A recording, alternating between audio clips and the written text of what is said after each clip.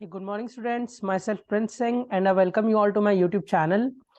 Students हम लोग अपनी पाइथन प्रोग्रामिंग सीरीज में सेट टॉपिक कर रहे थे, जिसमें हमने सेट के बारे में इंट्रोडक्शन, उसकी एंट्री, उसके क्या क्या रूल्स हैं, उसके ऊपर कोडिंग, इतना सब परफॉर्म कर लिया था। आज के लेक्चर में हम सीखने वाले हैं कि सेट में कौन कौन से प्री डिफाइंड मेथड्स हैं हमारे पास। मतलब पाइथन ने ऐसे कौन से मेथड हमें पहले से बना के दिए हैं जिसके थ्रू हम सेट पे ऑपरेट कर सकते हैं। भाई ये जो सेट चैप्टर आप देख रहे हो ना स्टूडेंट्स, जिन्होंने भी मैथमेटिक्स पढ़ी है, जिसके पास 11th 12th में मैथमेटिक्स थी, उन्होंने मैथ्स में एक चैप्टर पढ़ा होगा, सेट्स। सेट्स नाम का एक चैप्टर पढ़ा होगा।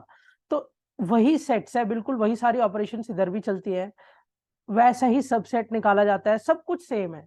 बट फर्क इतना है कि भाई वो मैथमेटिक्स है, नंबर फॉर्मेट, यहाँ पे उसी चीज की स्क्रिप्टिंग करनी है, कोडिंग करनी है। ठीक है स्टूडेंट्स, तो चलते हैं। आज हम सीखेंगे कि कौन कौन से पाइथन ने हमें मेथड्स दिए हैं सेट्स को ऑपरेट करने के लिए। ठीक है, मेथड्स काफी सारे स्टूडेंट्स, तो इसलिए वीडियो दो पार्ट में आएगी। पहले पार्ट में मैं 6-7 मेथड्स को कवर करूंगा और बचे हुए पार्ट्स में 6-7 मेथड को। ठीक है, चलते हैं हम अपनी कोडिंग स्क्रीन पे, मेथड्स ऑफ अ सेट। ठीक है भाई, सबसे पहले मैं आज की हेडिंग डाल देता हूं, दैट इज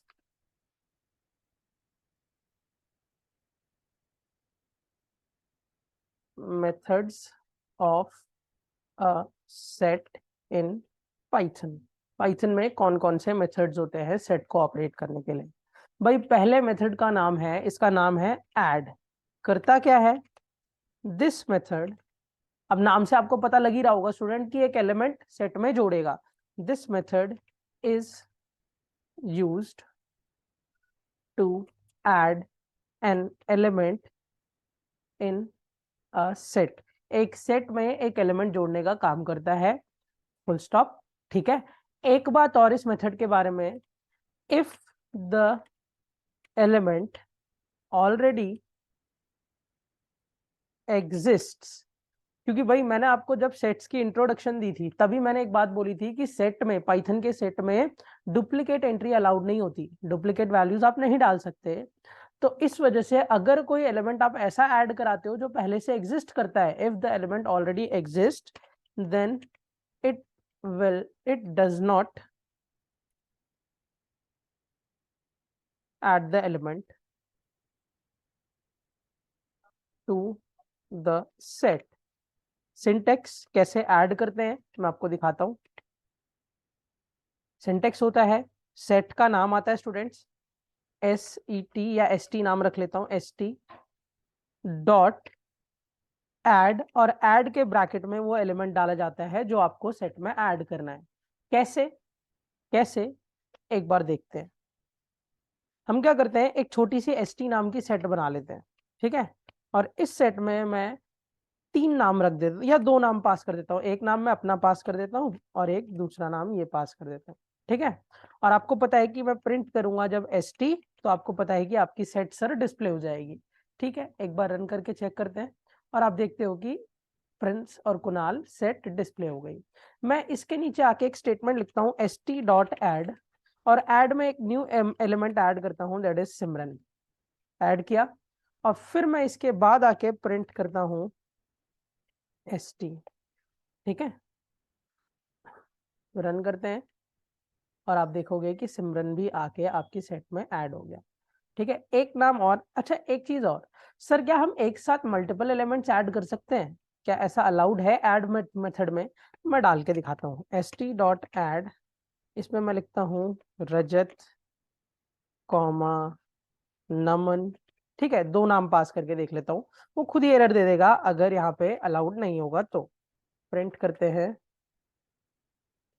ST, रन किया अगेन कोड, और आप चेक करते हो कि भाई प्रिंस सिमरन तक तो सही गया ये, मगर जब 2 एलिमेंट्स की बात आई तो उसने एरर दे दिया। इसका मतलब ये देखो, इन्होंने एरर में लिखा भी है कि सेट डॉट ऐड जो मेथड है वो टेक्स एग्जैक्टली 1 आर्ग्यूमेंट, आप एक से ज्यादा आर्ग्यूमेंट नहीं दे सकते।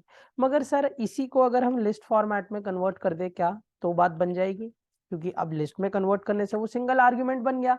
फिर रन करके देखते हैं, फिर भी उसने एरर दे दिया। क्यों?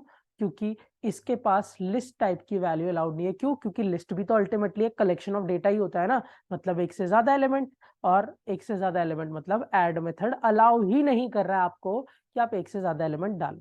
ठीक है, तो मैं यहां से हटाता हूं और बस एक ही नाम पास करता हूं, दैट इज रजत, और ये ऐड हो जाएगा, रजत जुड़ जाएगा। इसको भी रन करके देख लेते हैं और आप देखोगे कि रजत जुड़ गया सेट में। ठीक, अब मैं एक वो सिमिलर वाली एंट्री भी करके दिखा देता हूँ। जैसे मैं लिखता हूँ st.add और ऐड में भेज देता हूँ वापस से प्रिंस, जबकि आपको पता है कि प्रिंस पहले से सेट में पड़ा है और सेट में डुप्लीकेट वैल्यू अलाउड होती नहीं है। रन करते हैं, आउटपुट देखते हैं, तो उसने ऐड नहीं किया, या ये कह सकते हो कि सर रिप्लेस कर दिया, क्योंकि देखो अल्टीमेटली दो कॉपीज नहीं आएंगी, कॉपी एक ही आई। अब आप इसे ये समझ लो कि प्रिंस ने ऊपर वाले प्रिंस को रिप्लेस कर दिया, या ये समझ लो कि ऐड ही नहीं किया। तो अल्टीमेटली होता ये है कि ऐड नहीं करता, ये वो जो पहली कॉपी है उसी को छोड़ देता है। क्लियर है बात स्टूडेंट्स? ये हुआ ऐड मेथड। तो होप सभी को ऐड मेथड क्लियर हुआ। मैं इसे हटा देता हूँ कोड को, और कोड आपको लिखना है तो आप लिख सकते हो, ठीक है, पॉज करके वीडियो को।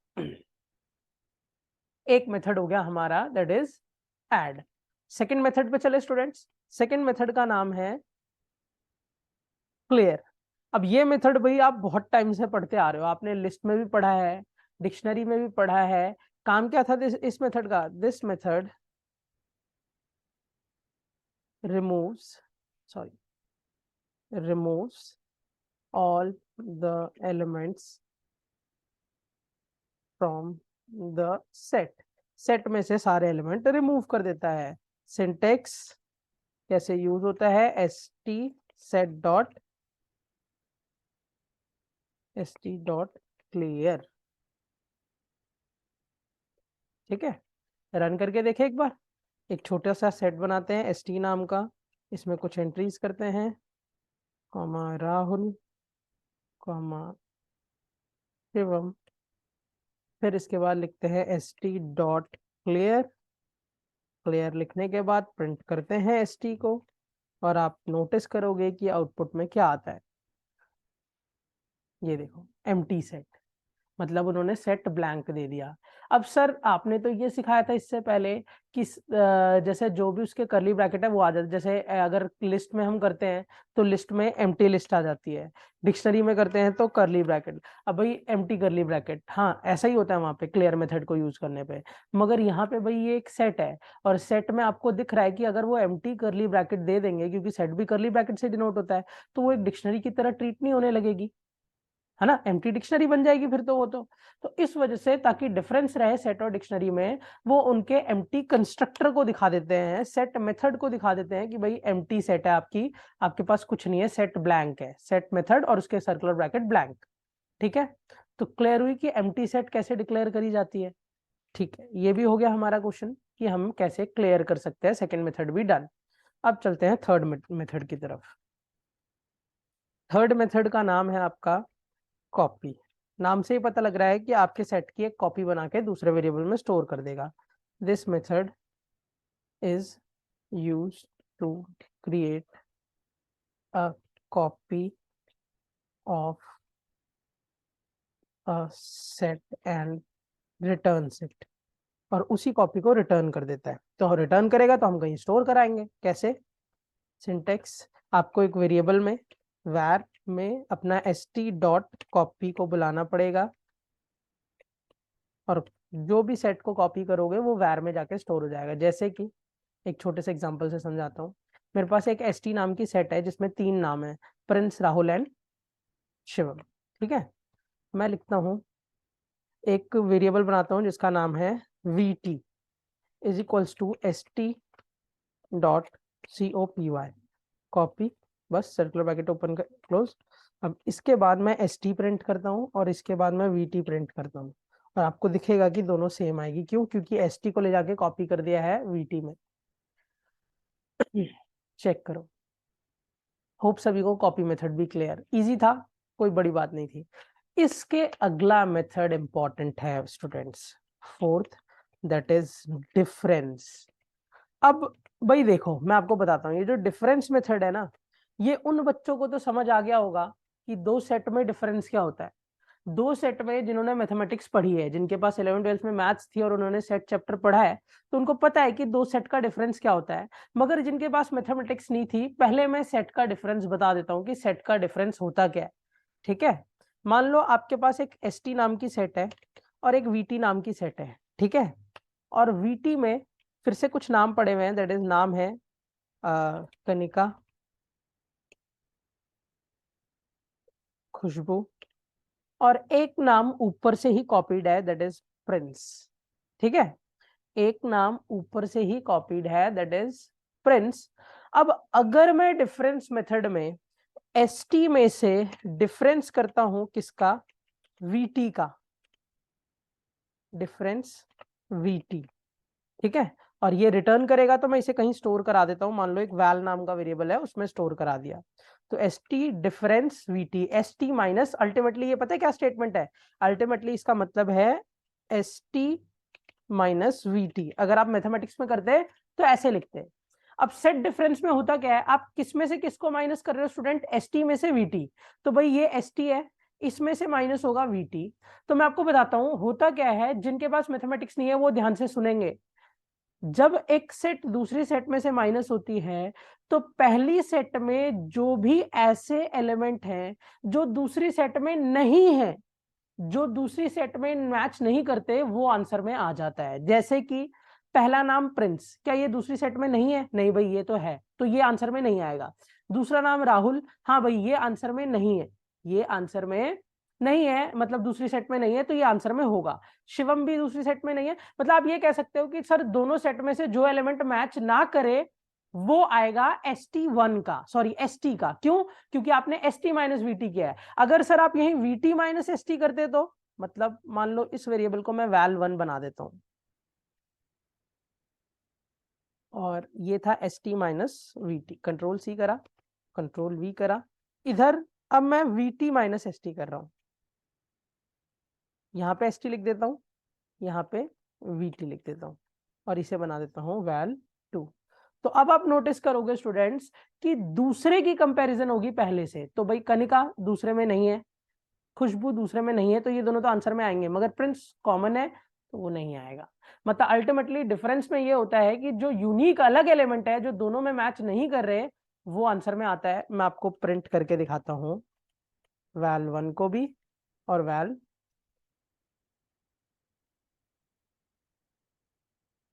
टू को भी। रन करते हैं कोड को, आप चेक करना। ये देखो भाई, पहले में राहुल और शिवम आया, क्योंकि S T minus we T हुआ था, तो प्रिंस तो कॉमन है वो तो नहीं आएगा, और राहुल और शिवम ये दोनों अलग नाम है एस टी में। और फिर दूसरे में we T minus S T किया था तो खुशबू और कनिका आया, क्योंकि ये दोनों ऊपर वाले में कॉमन नहीं है।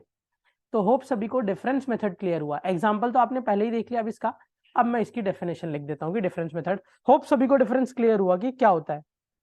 और सेम इसी का उल्टा है इंटरसेक्शन, इसी का उल्टा है इंटरसेक्शन। उसमें कॉमन एलिमेंट आता है, उसमें कौन आता है स्टूडेंट्स, कॉमन एलिमेंट। इसमें कॉमन एलिमेंट इग्नोर हो रहा है, जो अलग है वो आ रहा है डिफरेंस में, इंटरसेक्शन में कॉमन आता है। अभी वो भी दिखाता हूं मैं आपको, पहले इसको लिख लेते हैं भाई। This method returns the set, returns, ये मेथड एक सेट रिटर्न करता है, set contains difference of the two sets, दो सेट्स का जिसमें डिफरेंस होता है। जिसका मतलब क्या होता है, that is it, that is the returned set, जो सेट रिटर्न हो रही है contains element that are not present in both the set. ये जो सेट रिटर्न करता है उसमें वो एलिमेंट होते हैं जो दोनों सेट में प्रेजेंट नहीं होते हैं। ठीक है, सिंटेक्स, आपको भी इधर एक वेरिएबल का नाम बनाना होता है, is equals to set one, S T one रख लेते हैं, S T one dot difference, और उसके ब्रैकेट में एस टी टू। तो होप सभी को ये क्लियर हुआ कि ST1 ST2 डिफरेंस कैसे हो रहा है। क्लियर हुई बात स्टूडेंट्स? इसके अगला मेथड है दैट इज इंटरसेक्शन। तो मैं काम करता हूँ, इसी को कॉपी पेस्ट कर लेता हूँ क्योंकि उसमें बहुत माइनर सा चेंज है। Control C, control V। Method का नाम है डिफरेंस की बजाय intersection.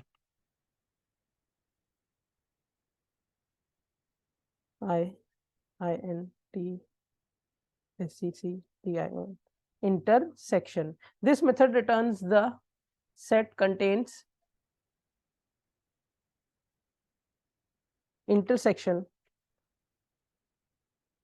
of the two sets, that is the return contains set that are present in both the sets. ठीक है, या प्रेजेंट की जगह लिखो common in both the set, ज्यादा बेटर वर्ड है, जो कॉमन है दोनों सेट्स में। और यहाँ डिफरेंस की जगह बस इंटरसेक्शन लग जाएगा, इंटर SECTION। और आप नोटिस करोगे कि नीचे वाले कोड में भी अगर मैं डिफरेंस की जगह इंटरसेक्शन कर देता हूँ, INTERSECTION, ठीक है, इंटरसेक्शन, कंट्रोल C। तो भाई अब चाहे ST VT करो या VT ST करो स्टूडेंट्स, दोनों में कॉमन तो एक ही है ना प्रिंस। देखो आप SC को VT से इंटरसेक्ट कर लो तो भी कॉमन एलिमेंट प्रिंस ही है, या VT इसको SC से ST से इंटरसेक्ट कर लो तो भी कॉमन एलिमेंट प्रिंस ही है। नोट करते हैं इसको, मतलब रन करके देखते हैं इसको भी कि सेम हमारा सही आंसर आ रहा है कि नहीं। सिर्फ प्रिंस आंसर में आना चाहिए। रन करते हैं और आप नोटिस करोगे कि दोनों सेट में सिर्फ प्रिंस आ रहा है। तो होप सभी को क्लियर हुआ कि इंटरसेक्शन मेथड क्या था। तो ये थे आज के पांचों method, that is add, clear, copy, difference and intersection. और पांचों होप सभी को विद एग्जांपल क्लियर हुए, सभी को समझ आया क्या चला है, कैसे चला है। ठीक है स्टूडेंट्स, आज के लिए इतना ही। नेक्स्ट वीडियो में मैं इन्हीं मेथड्स को कंटिन्यू करूंगा। अभी थोड़े बहुत मेथड्स और हैं, उनको कवर अप करके फिर हम एक कोडिंग एक्सरसाइज ऐसी भी बनाएंगे जो इन मेथड्स पे बेस्ड होगी। फिर कहीं जाके हम सेट को खत्म करके अपना आगे का कंसेप्ट स्टार्ट करेंगे। ठीक है स्टूडेंट्स, आज के लिए इतना ही। Till then keep watching and keep learning. Thank you, have a nice day everyone.